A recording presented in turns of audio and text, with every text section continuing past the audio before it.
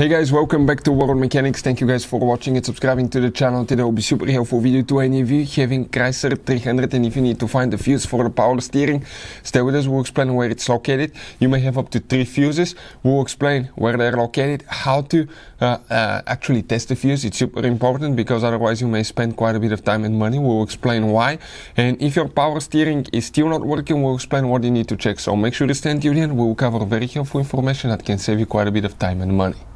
So before we start, let me tell you a little bit about us, guys. Every single car we get here at the garage, we try to make at least 200 to 300 free repair videos. We take them completely apart and we show you how to fix pretty much anything. Why we guys do that? Because our mission in the shop is to save you as much money as we can.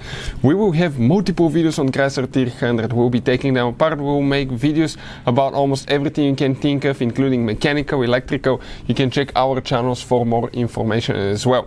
And if you need to, guys, buy any parts, tools for a good price and quick shipping, check out the link in the description of the video below. That's where we get all our tool supplies from.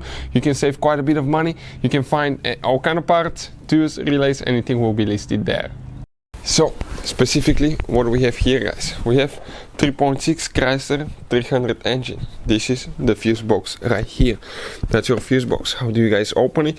You have one notch here, one there. You squish towards each other, pull straight up. Okay, and that's where the fuses and the relays are located. What do you need to check now? Okay, the fuse that you will need to check now, guys, the first one will be known as fuse number F3, but this is actually, guys, the second fuse. Okay, the second fuse right here. Okay, this one right here on the upper side, guys. That fuse is for power steering. That is a 50 amp fuse. You may have one more fuse. Not all of them will do, but you may have another one, and this one will be known as fuse number 19 right here. So these two fuses are for power steering. Now something else, most of you guys, okay, probably know, but if you don't, those fuses are really hard to see if they're burned, even these ones here. We have a special video that explains how to test them, because if you think you have a good fuse, you put it back in, you may spend quite a bit of time and money to fix a problem when all you had to do is replace a fuse.